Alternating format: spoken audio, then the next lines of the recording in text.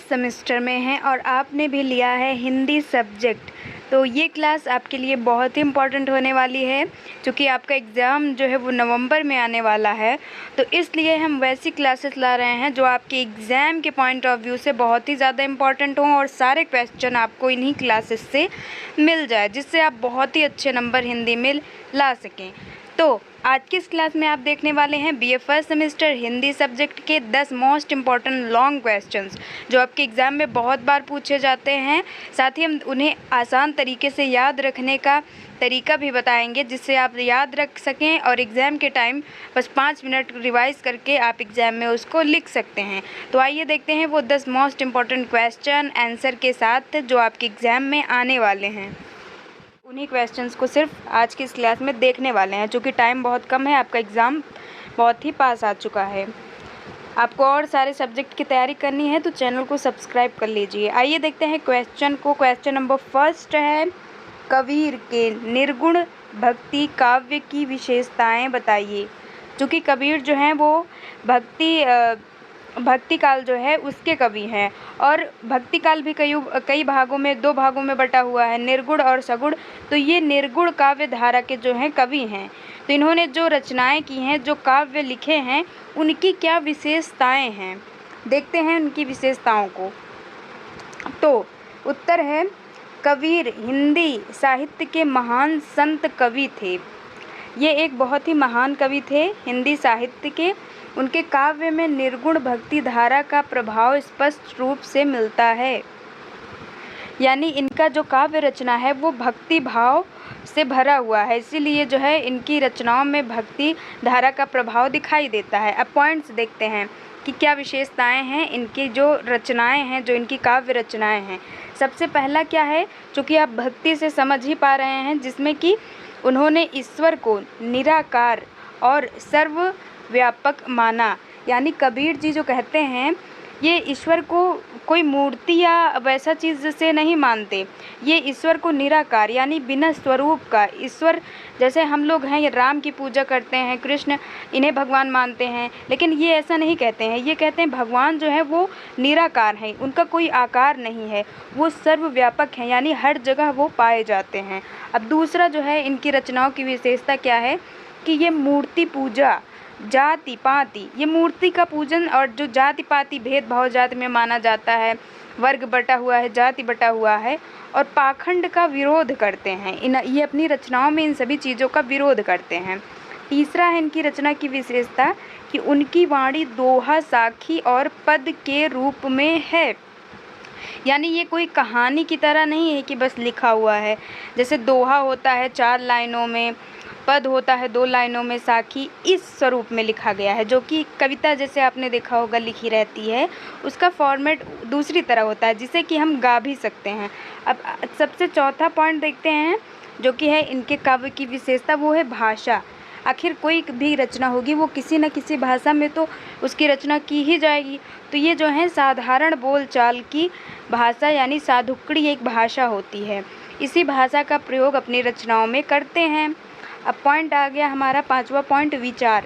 तो सामाजिक सुधार और मानवता पर आधारित इनका जो काव्य है, वो काव्य में मुख्य उद्देश्य जो था इनके काव्य रचना का, उसमें इन्होंने मेनली क्या चर्चा की है, सामाजिक सुधार के बारे में और मानवता पर आधारित। सामाजिक सुधार इन्होंने कैसे करने की कोशिश की, क्योंकि इनकी रचनाएं, यहाँ आपने सेकंड पॉइंट में देखा कि ये जाति और पाखंड का विरोध करते थे। तो इन सभी चीज़ों का विरोध होगा तभी तो हमारे समाज में सुधार आएगा। तो यही 5 पॉइंट्स हैं जो इनके काव्य की विशेषताएं हैं। पॉइंट्स नोट कीजिए जो आप एग्ज़ाम के जिसमें आपको रिवाइज़ करना है। पहला याद कर लीजिए कि ये ईश्वर को निराकार सर्वव्यापक मानते थे। दूसरा है कि ये विरोध करते थे किसका, मूर्ति पूजा और जाति पात पाखंड का। तीसरा है इनकी वाणी जो है, इन्होंने कैसे लिखा है काव्य को, दोहा साखी पद की तरह। भाषा कौन सा प्रयोग किया है, साधुकड़ी। और इनकी रचनाओं में मुख्य रूप से सामाजिक सुधार और मानवता पर आधारित हैं। ये 5 पॉइंट्स हैं कबीर की विशेषता। अच्छा, ये प्रश्न एक तरह से और पूछा जा सकता है कि भक्तिकालीन में जो रचनाएं होती थी भक्तिकाल में, उनका किस आधार पे या किस पे आधारित होती थी। तब भी आप ये कुछ पॉइंट्स लिख सकते हैं कि कबीर इसके कवि हैं, मुख्य प्रमुख कवि हैं, इन्होंने इनकी रचनाएं किस पर आधारित थी, कौन सी भाषा थी। तो अगर आप ये पॉइंट पाँचों लिखिए और एग्ज़ाम के टाइम इसको रिवाइज़ करिए। आइए देखते हैं क्वेश्चन नंबर 2, बहुत ही इंपॉर्टेंट क्वेश्चन जो है। अगर आपको किसी भी चीज़ में डाउट लग रहा है तो कमेंट में ज़रूर से पूछ लीजिएगा, और हाँ, अगर क्लास पसंद आ रही हो तो लाइक करना मत भूलिएगा। आइए देखते हैं क्वेश्चन नंबर 2 है, तुलसीदास के काव्य में राम भक्ति का स्वरूप स्पष्ट कीजिए। तुलसीदास, अब अभी तक हमने देखा कबीरदास, अब हैं तुलसीदास। ये भी जो हैं भक्ति धारा के भक्ति काल के कवि माने जाते हैं। वो तो कबीर जो है वो मान रहे थे कि भगवान जो है वो निराकार होते हैं, लेकिन तुलसीदास मुख्य रूप से जो हैं राम के भक्त थे। जैसा कि आप सब जानते होंगे कि रामायण हमारा जो एक महाकाव्य है, उसकी रचना किसने की? तुलसीदास ने की है। तो रामायण में मुख्य रूप से राम ही का वर्णन किया गया है, तो इसीलिए तुलसीदास जो हैं वो राम भक्ति शाखा के प्रमुख कवि हैं। आइए उत्तर देखते हैं कि राम भक्ति का स्वरूप स्पष्ट कीजिए। तो तुलसीदास भक्ति युग के महान कवि थे। भक्ति युग यानी काल के, तो कैसे कह सकते हैं कि महान कवि थे? तो इन्होंने रामचरितमानस यानी रामायण में राम को मर्यादा पुरुषोत्तम के रूप में चित्रित किया। यानी जो एक आदर्श व्यक्ति होता है, पुरुष होता है, जो कि राम को इन्होंने माना है, रामचरितमानस में राम का वर्णन किया है। दूसरा पॉइंट है, उनका काव्य सगुण भक्ति धारा का श्रेष्ठ उदाहरण है। सगुण यानी जो गुणों से भरा हुआ है, और भक्ति धारा का श्रेष्ठ, ये काव्य इनकी बहुत ही पॉपुलर, जो रामचरितमानस है बहुत ही पॉपुलर है, जो कि एक सगुण भक्ति धारा का उदाहरण माना जाता है। अब तीसरा पॉइंट है, तुलसीदास जो हैं, तुलसीदास के राम भक्ति का स्वरूप जो है, तो उसमें उन्होंने नीति, धर्म, आदर्श और समाज सुधार का प्रचार किया है। यानी ये राम की का स्टोरी तो है ही इसमें, साथ ही इन्होंने क्या क्या उसमें से हमें सिखाया है, क्या क्या फॉलो करने के लिए बताया है। तो उसमें तुलसीदास ने नीति और हमारा धर्म जो है और आदर्श, हमें क्या करना चाहिए समाज में, क्या नहीं, समाज के सुधार के लिए बहुत सारी चीज़ें जो हैं रामायण में इन्होंने लिखा हुआ है। अब भाषा देख लेते हैं। तो भाषा जो है इनकी कौन सी है? अवधी और ब्रज, सरल एवं मधुर भाषा। मधुर यानी जिसे हम गा के भी कह सकते हैं। तो रामायण आपने सुना होगा, तो आप जानते होंगे कि रामायण को किस तरह गा के कहा जाता है, जो कि बहुत ही मधुर मीठा लगता है सुनने में। अब पॉइंट सबसे लास्ट है, राम के माध्यम से आदर्श परिवार और राष्ट्र का चित्रण किया है। यानी कैसे एक राजा को होना चाहिए, कैसे एक पुत्र का क्या कर्तव्य है, एक माता का क्या कर्तव्य है, उन सभी जो रामायण में व्यक्ति हैं, उन सभी के माध्यम से हमें एक आदर्श व्यक्ति के रूप में राष्ट्र का निर्माण करने के लिए इन्होंने सब कहा है। तो ये 5 पॉइंट्स हो गए, रिवाइज कर लीजिए, पॉइंट्स देख लीजिए। पहला आप लिख देंगे इनकी रचना के बारे में, जैसे रामचरितमानस।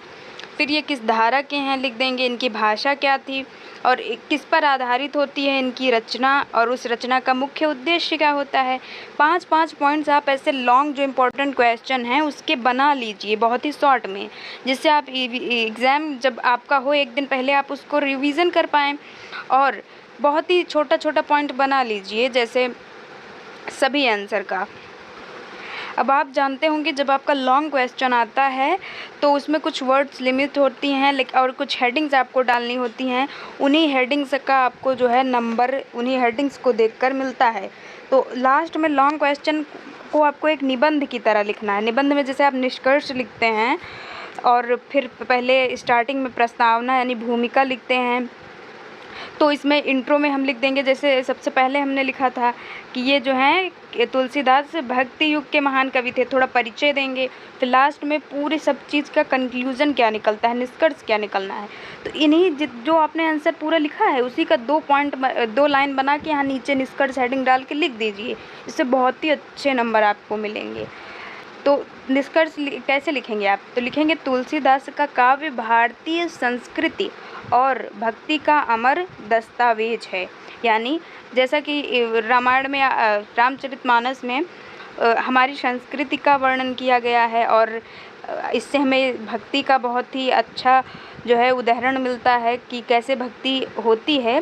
तो इन चीज़ों का एक अमर दस्तावेज, यानी इतने दिनों से ये रामचरितमानस इनकी जो काव्य रचना है ये चली आ रही है। तो ये था दूसरा बहुत इम्पॉर्टेंट क्वेश्चंस को देखिए, क्योंकि आपके एग्ज़ाम में सोचिए 10-12 नंबर का एक प्रश्न दिया जाता है और ऐसा नहीं है कि आप इन क्वेश्चंस को पढ़ेंगे तो ये आपके किसी भी क्वेश्चन में आ जा सकता है। बहुविकल्पी प्रश्न से इससे रिलेटेड क्वेश्चन आ सकता है, लघु से, अति लघु से, तो बहुत ही क्लास ध्यान से देखिए आप। तो जैसे प्रश्न नंबर 3 पे आ गए हैं हम, इसमें सूरदास की कृष्ण भक्ति और मधुर भाव पर प्रकाश डालिए। ये सभी हम अभी जो कवि देख रहे हैं ये सब भक्ति काल से संबंधित हैं। तो अभी हम देख रहे हैं सूरदास, इनसे भी बहुत ही ज़्यादा क्वेश्चन जो है पूछा जा सकता है। तो सूरदास का आप याद कर लीजिए कि ये कृष्ण के बहुत बड़े भक्त थे।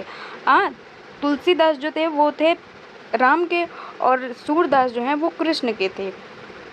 तो इनकी बताना है काव्य जो रचना है वो मधुर भाव पर प्रकाश डालिए कि कैसे इन्होंने मधुर जो है रचनाएं की हैं। तो सबसे पहले आपको पता है लॉन्ग क्वेश्चन में इंट्रो थोड़ा देते हैं, आखिर आप लिखने क्या जा रहे हैं।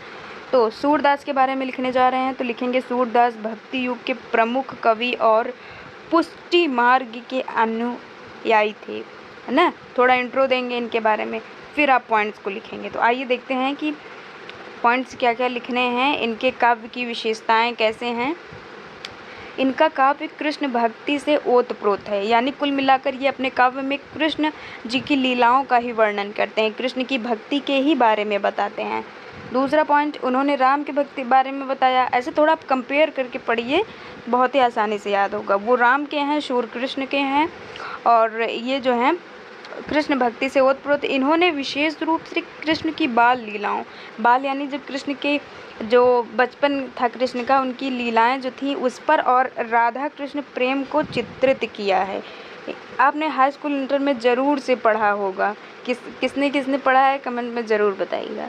उसके बाद जो है उनके काव्य में मधुर भाव, बहुत ही मधुर जो है इनके भाव हैं। कोमल, कैसे कृष्ण भगवान की कोमलता का वर्णन किया गया है। भावुकता, यानी वो अपने माता पिता सबसे कैसे सभी का दिल जीतते हैं, इन सभी चीज़ों का जो है वर्णन किया है। और अधिक है, भावुकता अधिक है। ये इनकी काव्य की विशेषताएं हैं कि क्या क्या चीज़ हैं इनकी काव्य में। उसके बाद आता है भाषा। इन्होंने ब्रज भाषा, गेय और सहज भाषा का प्रयोग किया है अपनी रचनाओं में। उसके बाद है उनके 5वां है हमारा, उनके काव्य में भक्त और भगवान का आत्मीय संबंध प्रकट किया गया है, यानी भक्त और भगवान का जो संबंध होता है वो आत्मा से होता है। ये हो गए पॉइंट्स। अब जैसे हमने कहा कि आपको लॉन्ग क्वेश्चन में निष्कर्ष ज़रूर से लिखना है, तो निष्कर्ष में आप लिख देंगे कि सूरदास की भक्ति। निष्कर्ष आपको बस जो पॉइंट्स, यहाँ 5 पॉइंट्स हैं, इन्हीं में से एक एक 2-2 लाइन आप लेके और नीचे निष्कर्ष में लिख सकते हैं। तो सूरदास की भक्ति मानव और ईश्वर के मधुर संबंध को जीवन रखती है। चुके हैं रीतिकाल पर। रीतिकाल से जो बहुत ही अच्छे इम्पोर्टेंट क्वेश्चंस हैं उन्हें देखते हैं। तो रीतिकालीन काव्य की विशेषताएं याद कर लीजिए। अगर आप विशेषताएं याद करते हैं तो इससे रिलेटेड कोई क्वेश्चन आता है कि इसमें कौन सी रचनाएं हैं, कौन कौन से कवि हैं, सब कुछ इसी में कवर हो जाता है आपका ना। तो ध्यान से देखिए उत्तर को। उत्तर क्या है, रीतिकाल जो है हमारा 1600 से 1800 तक जो है रीतिकाल को माना जाता है। हिंदी काव्य का दरबारी और श्रृंगार प्रधान युग है, यानी रीतिकाल में मुख्य रूप से जो है वो श्रृंगार रस की प्रधानता है। तो श्रृंगार रस क्या होता है, रस पढ़ा होगा तो आप लोग ज़रूर जानते होंगे। श्रृंगार रस क्या होता है, एक रस होता है, एक रस का मतलब आनंद होता है। तो इसमें नायक और नायिका जो हैं इन्हीं सभी का वर्णन किया रहता है, श्रृंगार रस कहते हैं इसे। फिर नायिका भेद और नख शिख वर्णन, नायिका का वर्णन किया गया है। जैसे इसमें अलंकारों की भरमार, तुलना बहुत ज़्यादा की जाती है, अलंकारों का बहुत ही ज़्यादा रीतिकाल में के काव्य में प्रयोग किया गया है। चौथा पॉइंट है दरबारी संस्कृति। पहले की जो संस्कृतियाँ हुआ करती थी राजा महाराजाओं के समय में, उन्हीं सभी संस्कृति का है वर्णन इसमें, और विलासिता का चित्रण किया गया है। सबसे लास्ट पॉइंट, 5 ही पॉइंट जैसे याद कर रहे हैं तो उसमें एक भाषा जरूर से आपको लिखना है। भाषा हो गया, और अलंकार, और जो है क्या विशेषताएं हैं, कौन कौन सी रचनाएं हैं, यही सब आपको लिखना रहता है विशेषताओं में। तो भाषा ब्रज भाषा का परिष्कृत रूप। अब निष्कर्ष क्या लिख देंगे आप पॉइंट्स लिखने के बाद? पहले थोड़ा इंट्रो, आपको ये नहीं कि केवल इन पॉइंट्स को लिख देना, इन पॉइंट्स को थोड़ा और एक्सप्लेन करिएगा, इन्हें हेडिंग्स बना दीजिएगा। मतलब ये जो पॉइंट 3 दिया गया है यहाँ पे आप देख रहे हैं, ऐसे लिखिएगा, इसको हेडिंग बना के यहाँ से फिर अपना आंसर को और एक्सप्लेन करिएगा, जिससे जितनी वर्ड लिमिट दी गई हो पूरी वर्ड लिमिट कवर हो जाएंगी, तो बहुत ही अच्छे मार्क्स आपको मिलेंगे। निष्कर्ष आपको जरूर से लिखना है, तो निष्कर्ष में क्या लिख देंगे कि रीतिकालीन काव्य साहित्यिक सौंदर्य का परिचायक है। ये हमारे जो हिंदी का साहित्य है उसका एक परिचायक, यानी परंतु सामाजिक दृष्टि से सीमित है, परंतु ये बहुत ही छोटा है, बहुत ज़्यादा इसमें कुछ रचनाएं नहीं की गई। 5 महादेवी की काव्य संवेदना की विशेषताएं बताइए। महादेवी जो है छायावाद की प्रमुख कवयित्री हैं। छायावाद, उत्तर देखते हैं। सबसे पहले जैसा कि हमने कहा, क्वेश्चन जो पूछा गया है उसका थोड़ा आप उत्तर लिखते टाइम परिचय ज़रूर से देंगे।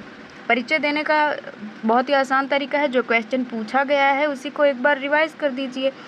मतलब कि जैसे महादेवी वर्मा की काव्य संवेदना, तो आप ऐसे लिख सकते हैं कि महादेवी जो है वो छायावाद की प्रमुख कवयित्री हैं। ये बहुत ही इम्पोर्टेंट लाइन है, इसको ध्यान दीजिए। अब आइए देखते हैं कि इनकी विशेषताएं क्या थी, इनकी जो रचनाएं हैं। तो महादेवी की कविता जो है उसमें करुणा और विरह की बहुत ही ज़्यादा प्रधानता थी। करुणा यानी दुख, विरह यानी वियोग, किसी से दूर रहने का वियोग, इन सभी चीज़ों का है प्रधानता थी। और स्त्री जीवन की पीड़ा और संवेदना का मार्मिक चित्रण, स्त्री जीवन में क्या क्या कठिनाइयाँ होती हैं, उनकी संवेदना, इन सभी चीज़ों का जो है वर्णन किया है इनकी काव्य रचनाओं में। तीसरा है आत्म अनुभूति और अध्यात्म की झलक, इनकी रचनाओं में देखने को मिलता है। भाषा, इन्होंने संस्कृत निष्ठ परंतु मधुर भाषा का प्रयोग किया गया है। और एक बहुत ही अच्छी लाइन है जो कि MCQ टाइप बहुविकल्पीय प्रश्न में भी पूछ लिया जा सकता है कि आधुनिक मीरा किसे कहा जाता है, तो इन्हें ही कहा जाता है आधुनिक मीरा, महादेवी वर्मा को। अब निष्कर्ष क्या लिख देंगे आप कि महादेवी वर्मा की काव्य संवेदना हिंदी साहित्य में स्त्री चेतना, आध्यात्मिक अनुभूति की अमूल्य धरोहर है। अगला इम्पॉर्टेंट क्वेश्चन नंबर 6 है, जयशंकर प्रसाद की कामायनी का दर्शन स्पष्ट कीजिए। सारे क्वेश्चंस आपके सिलेबस में हैं। अगर क्लास समझ आ रही हो, पसंद आ रही हो और इसी तरह इजी तरीके से आपको एग्ज़ाम की तैयारी करना है तो सब्सक्राइब ज़रूर से कर लीजिए। आइए देखते हैं उत्तर कैसे लिखना है आपको। उत्तर देना है सबसे पहले, कामायनी हिंदी साहित्य का महाकाव्य है। अब जयशंकर प्रसाद किस युग के कवि हैं, कमेंट में बताइए। आइए देखते हैं पहला पॉइंट।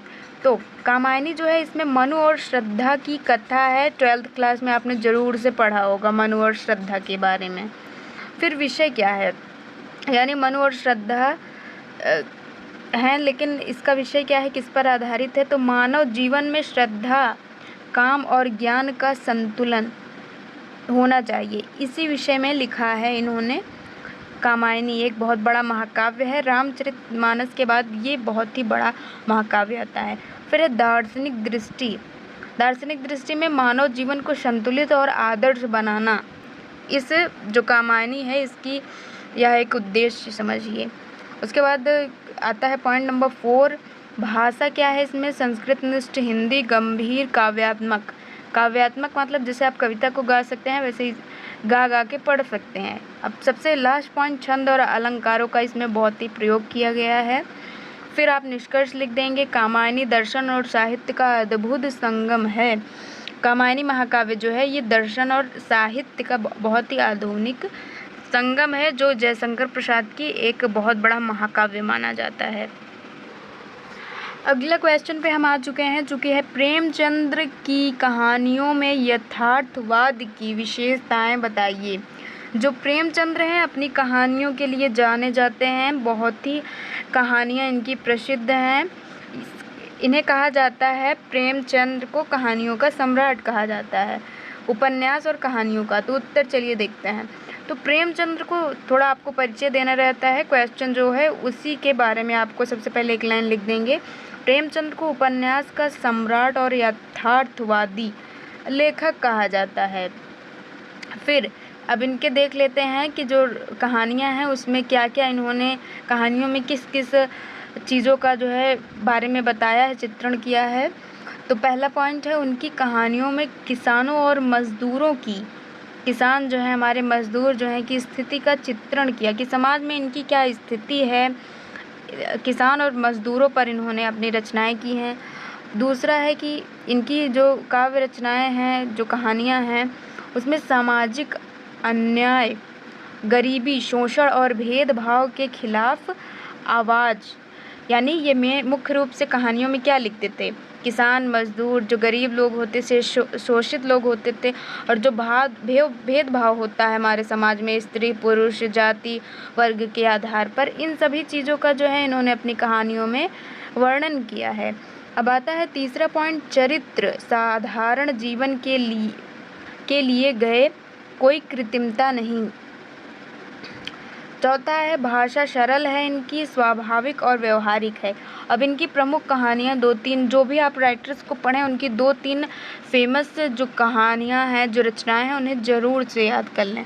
तो प्रेमचंद्र जो है इनकी प्रमुख कहानियाँ हैं पूस की रात और कफन, ये दोनों बहुत ही फेमस इनकी कहानियाँ हैं। अब देखिए निष्कर्ष क्या लिखना है आपको कि प्रेमचंद्र की कहानियाँ जो हैं वो समाज का दर्पण मानी जाती हैं और यथार्थ जीवन का चित्रण है। इन्होंने अपनी कहानियों के माध्यम से जीवन की जो स्थितियाँ चल रही हैं, इन सभी को बताने का प्रयास किया है। डियर स्टूडेंट्स, हम आ चुके हैं प्रश्न नंबर 8 पे। भारतेंदु हरिश्चंद्र का हिंदी नवजागरण में योगदान। चूँकि हरिश्चंद्र जो हैं वो भारतेंदु युग के, इन्हीं के नाम पे जो है भारतेंदु युग नाम रखा गया है। आइए जानते हैं उत्तर को। तो नवजागरण, इनका क्या योगदान है हिंदी साहित्य में? जो नया नवजागरण, ये समझिए आधुनिक काल, जो आधुनिक काल आया उसमें जो है भारतेंदु का क्या योगदान है। तो भारतेंदु को हिंदी नवजागरण का जनक कहा जाता है, यानी जो आधुनिक काल है उसका इन्हें जनक माना जाता है। भारतेंदु हरिश्चंद्र को क्यों माना जाता है? तो उन्होंने, पहला पॉइंट लिखेंगे, उन्होंने हिंदी को राष्ट्रीय भाषा बनाने का प्रयास किया है। और दूसरा, नाटक, निबंध और पत्रकारिता से सामाजिक सुधार, इनकी विधाएं क्या हैं, यानी किस किस पर विधाओं पर इन्होंने लिखा है, रचना की है। तो नाटक लिखे हैं, निबंध लिखे हैं और पत्रकारिता। तो इन सभी में मुख्य रूप से इन्होंने सामाजिक सुधार के लिए प्रयास किया है, सामाजिक सुधार का संदेश दिया है अपनी रचनाओं के माध्यम से। तीसरा पॉइंट देख लेते हैं कि निज भाषा उन्नति अहे का नारा। ये अपनी भाषा हिंदी को जो है वो मातृभाषा, चूँकि राष्ट्रभाषा बनाना चाहते थे, तो इन्हें अपनी भाषा से बहुत ज़्यादा ही प्रेम था। इन्होंने एक, इनका ये नारा है बहुत ही फेमस, याद कर लीजिए, शॉर्ट क्वेश्चंस में पूछा जा सकता है कि निज भाषा उन्नति का नारा किसने दिया? तो भारतेंदु हरिश्चंद्र ने दिया था। पॉइंट नंबर 4 आ जाता है, साहित्य के माध्यम से अंधविश्वास और रूढ़ियों का विरोध। ये साहित्य जो लिखते थे, जो रचनाएं करते थे, उसका मुख्य उद्देश्य यही समझते थे जिससे कि समाज में अंधविश्वास, रूढ़ियों खत्म हो और समाज उन्नति कर सके। अगला पॉइंट देख लेते हैं कि भाषा, जैसा कि हमने कहा एक पॉइंट आपका भाषा जरूर होगा, 5 पॉइंट्स आप देख रहे हैं उसमें से एक भाषा होगा। तो भाषा जो है इनकी सरल, प्रभावी और जनप्रिय है, जनप्रिय, जो लोगों को बहुत ही ज़्यादा पसंद आ जाती है। ये 5 पॉइंट्स हो गए भारतेंदु हरिश्चंद्र जी के बारे में, इनकी रचनाओं के विशेषताओं के बारे में। निष्कर्ष देख लीजिए क्या लिखना है आपको। भारत ने आधुनिक हिंदी साहित्य की नींव रखी इन्होंने, यानी इन्हीं को कहा जाता है कि इन्होंने, ये इनकी रचनाएं जो हैं आधुनिक युग का नींव हैं, आधार हैं इनकी रचनाएं, भारतेंदु हरिश्चंद्र जी की। ये था क्वेश्चन, बहुत ही इम्पोर्टेंट, बहुत ही ज़्यादा इम्पोर्टेंट है, इसको नोट कर लीजिएगा। 10th 12th में तो आप लोगों ने इन सभी कवियों के बारे में ज़रूर से पढ़ा ही होगा, तो आपको याद करने में बहुत ही आसानी होगी। लेकिन आप फिर भी पॉइंट्स बना लीजिए। ये 5-5 पॉइंट्स हैं। थोड़ा सा परिचय देना है आपको, निष्कर्ष लिखना है, थोड़ा एक्सप्लेन कर देना है, जिससे ही आप लॉन्ग क्वेश्चन में बहुत अच्छे नंबर पा सकते हैं। देख लेते हैं क्वेश्चन नंबर 9। आचार्य रामचंद्र शुक्ल का हिंदी आलोचना साहित्य में योगदान क्या है? यानी आचार्य रामचंद्र शुक्ल ने जो हमारा हिंदी साहित्य है इसमें क्या योगदान दिया है।